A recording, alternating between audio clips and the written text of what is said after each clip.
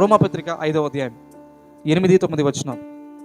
అయితే దేవుడు మన ఎడల తన ప్రేమను వెల్లడిపరచుచున్నాడు, ఎట్లనగా మనం ఇంకనూ పాపులమై ఉండగానే క్రీస్తు మన కొరకు చనిపోయాను. కాబట్టి ఆయన రక్తము వలన ఇప్పుడు నీతిమంతులముగా తీర్చబడి మరింత నిశ్చయముగా ఆయన ద్వారా ఉగ్రత నుండి రక్షింపబడుదుము. సో ప్రభు మన కోసం ప్రాణం అర్పించాడు. ఇప్పుడు మనం ఏం చేయాలి? ఎలా ఆయన కోసం బ్రతకాలి? ఇప్పటి వరకు నీవు విన్న దేవుని ప్రేమకు నీ యొక్క రెస్పాన్స్, నీ యొక్క ప్రతిస్పందన ఏంటి? Yes, no, wait. ఈ మూడిట్లో ఏదో ఒక సమాధానం ఉంటుంది. దేవుని ప్రేమకు ఎస్ అని చెప్పి ఆయన ప్రేమను స్వీకరిస్తావా? నో అని చెప్పి యు రిజెక్ట్ గాడ్స్ లవ్? లేదా వెయిట్, ఆగు ప్రభా, నాకు ఇంకా కొంతమంది ఉన్నారు, ఇంకా కొన్ని ఉన్నాయి, ఇంకా కొన్ని పద్ధతులు ఉన్నాయి, ఇంకా కొన్ని పరిస్థితులు ఉన్నాయి, ఇంకా కొన్ని ఆచారాలు ఉన్నాయి, ఇంకా కొన్ని అలవాట్లు ఉన్నాయి, ఇంకా కొన్ని పాపాలు ఉన్నాయి. ఐ విల్ కమ్ అగైన్, నేను మరలా వస్తా, అప్పుడు చూస్తా, మరలా వచ్చి Good Friday. Waiting. Let me tell you, no, waiting రెండు ఒకటే. నువ్వు ఎస్ చెప్తే, ఈ గొప్ప ప్రేమ విశ్వాసంతో నువ్వు అంగీకరిస్తే ఆయన నీ యొక్క హృదయంలోనికి ఏమవుతాడు? వస్తాడు. దేవుడు తన ప్రేమనట ఏం చేశాడట? వెల్లడిపరిచాడు. వెల్లడిపరిచాడు అన్న మాటకు అర్థం తెలుసా ఎవరికైనా? చూపించాడు, చెప్పలేదు. Not in words but in action. చెప్పడం కాదు, చెప్పడం అందరూ చెప్తారు, చాలా మంది చెప్తారు, ప్రపంచంలో చాలా మంది చెప్తున్నారు. చెప్పడం కాదు, చేసి చూపించాడు. ప్రేమకు నిర్వచనం చూపించాడు, వెల్లడిపరిచాడు అన్న మాటకు అర్థం ఇంగ్లీష్లో God demonstrated his love.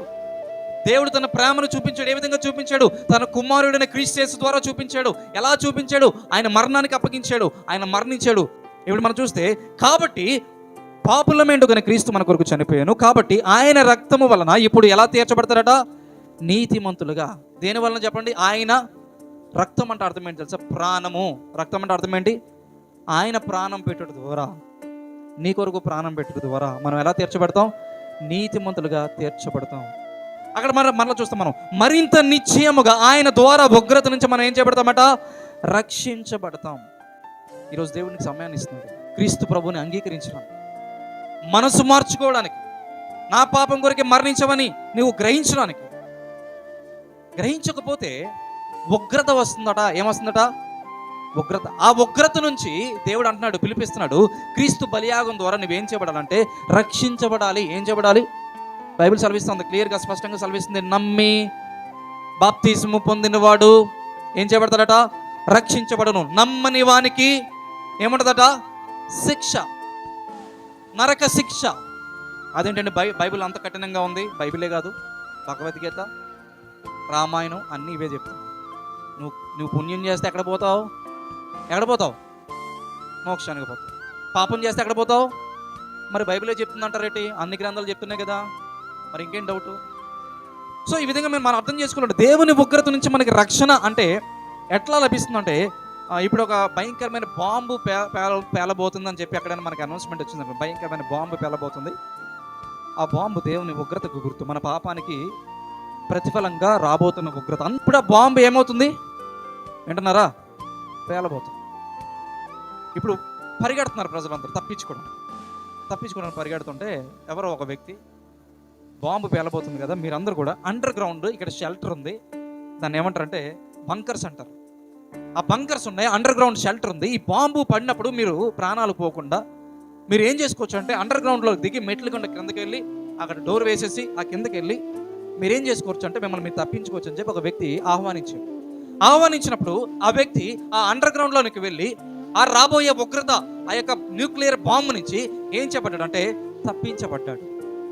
So దీన్నే ఏమంటామంటే రక్షణ. ఏమంటారు చెప్పండి? దీన్నే రక్షణ. దేవుని ఉగ్రత కూడా న్యూక్లియర్ బాంబు వలె నరక శిక్ష అలాగా ప్రతి ఒక్కరికి ఎదురుగా సిద్ధంగా ఉంది. అయితే ఈ అండర్ గ్రౌండ్ షెల్టర్నే యేసుక్రీస్తు ప్రభు బలియాగం. యేసుక్రీస్తు బలియాగంలోనికి వచ్చి నువ్వు ఆయన యందు విశ్వాసం ఉంచితే, బాబు ఈ యొక్క అండర్ గ్రౌండ్ షెల్టర్లోనికి నువ్వు రా, విశ్వాసం ఉంచు, ఆ న్యూక్లియర్ బాంబు దాని నుంచి రక్షించబడతావు, నీ ప్రాణాలు కాపాడుకుంటావు. ఎలా అయితే మనం విన్నామో అలాగే అదేవిధంగా దేవుని యొక్క ఉగ్రత రాబోతుంది.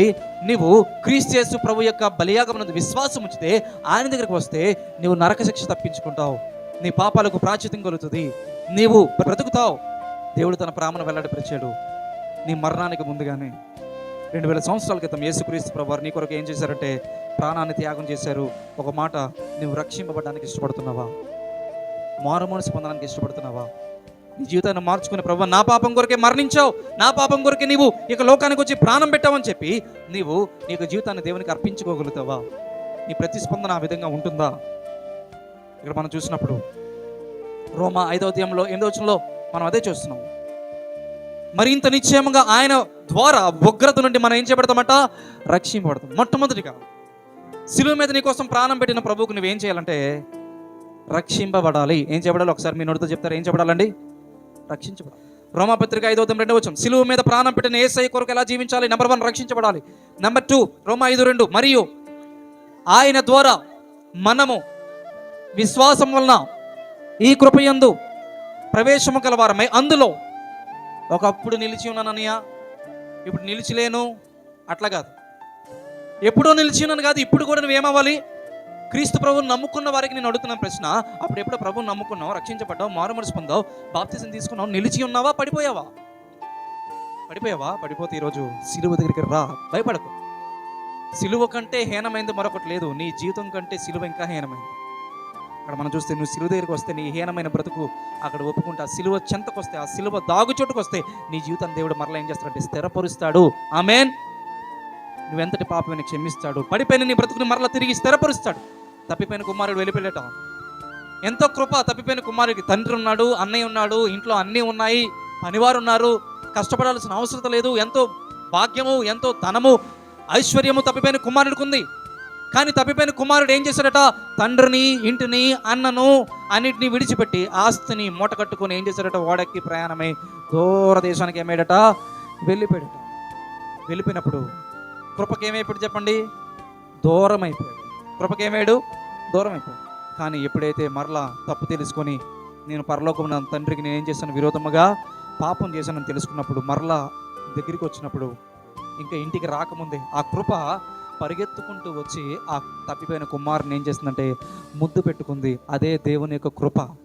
ఆ కృప అంటే ఎవరంటే తండ్రి. ఆ తండ్రి ఇంకా తప్పిపోయిన కుమారుడు దూరంగా ఉండగానే, ఇంకా ఇంటికి రాకముందే డబ్బులన్నీ పోగొట్టుకున్నాడని ఇంకా తెలిసినప్పటికీ, బట్టలు మాసిపోయి, హెయిర్ క్రాఫ్ట్ చెరిగిపోయింది, పాదాలకు చెప్పులు లేవు, ఇటువంటి మనిషిని ఎవరు చేర్చుకుంటారు? కానీ అతడు నా కుమారుడే అని చెప్పి ఆ కృప, ఆ తండ్రికి ఉన్న ప్రేమ పరిగెట్టుకుంటూ వచ్చే కుమారుని హత్తుకుంది. ఈ యొక్క దినమున నీవు ఒకప్పుడు రక్షణలో నిలిచి ఉన్న వ్యక్తివి, ఒకప్పుడు బాగా భక్తి చేసిన వ్యక్తివి, ఒకప్పుడు దేవుని యందు బాగా బలంగా ఉన్న వ్యక్తివి, బలహీనమైపోయావేమో, పడిపోయావేమో.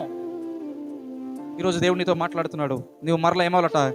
అక్కడ మన చోతే రోమా 5:2, మరియు ఆయన ద్వారా మనం విశ్వాసం వల్ల ఈ కృపయందు ప్రవేశం గలవారమే. కృపలో ప్రవేశించవు, బాగానే ఉంది. ఇప్పుడు అందులో నువ్వు ఏమవ్వాలంటే నిలిచి ఉండాలి. ఏమవ్వాలి చెప్పండి? నిలిచి ఉండాలి. ఎందుకు కృపలో నిలిచి ఉండలేకపోతున్నారు? ప్రశ్న. ఎందుకు కృపలో నిలిచి ఉండలేకపోతున్నారు? అక్కడే ఉంది చూడండి. ఎందుకు నిలిచి ఉండలేకపోతున్నారట? అసలు కృపయందు అసలు ప్రవేశం ఎలా దొరుకుతుంది? విశ్వాసము వలన. దేని వలనట? కొన్నిసార్లు కృపలో ఎందుకు నిలవలేమంటే ఫెయిత్ అనేది పోతుంది. విశ్వాసం అంటే ఏంటి చెప్పండి? సింపుల్ భాషకు త్వరగా చెప్పండి. విశ్వాసం అంటే అర్థం ఏంటి?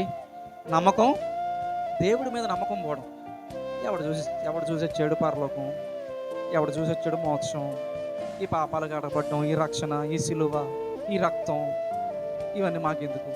లోకంలో అందరూ బాగానే బతుకుతున్నారు కదా, ప్రశాంతంగా, మనశ్శాంతిగా, వారానికి 2 సినిమాలు చూసుకొని అందరూ స్నేహితులతో బాగానే జీవిస్తున్నారు కదా, ఏదో సంపాదించుకుంటున్నారు, తక్కిడ బుక్కుడు ఏదో చేసుకుంటున్నారు. మనం కూడా అలా పోతే బాగానే ఉంది కదా, బాగానే ఉంటుంది కదా. ఎవరు చూసొచ్చారు? ఈ పరలోకం, నరకం, ఈ భక్తి, ఈ బైబిల్, ఇవన్నీ, మందిరం, ఇవన్నీ వెళ్ళాలా, చేయాలా? దీన్ని ఏమంటారు చెప్పండి? ఏమంటారు? కొంచెం సౌండ్ పెట్టినా. ఏమంటారు దీన్ని? అవిశ్వాసం. ఏంటి చెప్పండి? అవిశ్వాసం. వచ్చేసిందా నీలో? వచ్చిందా నీలో? ఉందా నీలో? రాబోతుందా నీలో? బయలుదేరిందా నీలో? ఎక్కడో లోపల మూలన, నీ హృదయం అనే గదిలో లోపల ఎక్కడో మూలన కూర్చుందా నీలో?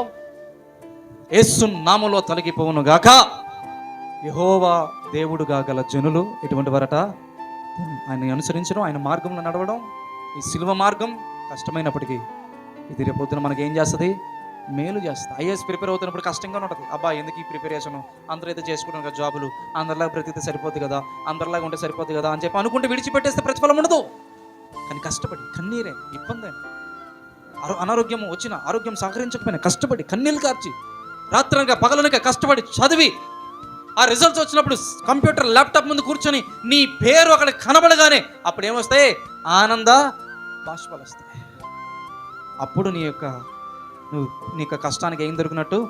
ఫలితం దొరికినట్టు. నీ భక్తికి, నువ్వు చేస్తున్న ఈ యొక్క ప్రయాణానికి, ఈ శిలువ మార్గపు ప్రయాణంకు కొన్నిసార్లు నీకు చింత, వేదన, బరువు, ఇబ్బందిగా నీకు అనిపించవచ్చు. కానీ ఒక దినమున పరలోక రాజ్యంలో ప్రవేశించినప్పుడు, అలాగే ఒక దినమున ఏ లోకంలో కూడా ఆ ఉన్నతమైన స్థితిలోనికి, ఆ మహిమ అనుభవంలోనికి నువ్వు వచ్చినప్పుడు తప్పనిసరిగా నువ్వు వెరుగుతావు. ఏమనంటే, నేను పడిన శ్రమ, నేను చేసిన భక్తి, నేను కార్చిన కన్నీరు ఏమాత్రం కూడా ఏమవ్వలేదు, వ్యర్థము కాలేదు. Let's pray. ప్రార్థన చేద్దాం. పరిశుద్ధులైన తండ్రి, మీకు వందనాలు, మీకు స్తోత్రాలు. మా యొక్క ప్రియులు నీ యొక్క వాక్యాన్ని విని ఉన్నారు. ఎవరెవరైతేనైనా వాక్య ప్రకారం జీవించడానికి ఇష్టపడుతూ ఉన్నారో ప్రతి ఒక్కరి జీవితంలో అద్భుతమైన, ఆశ్చర్యకరమైన కార్యములు మీరు జరిగించుకోండి.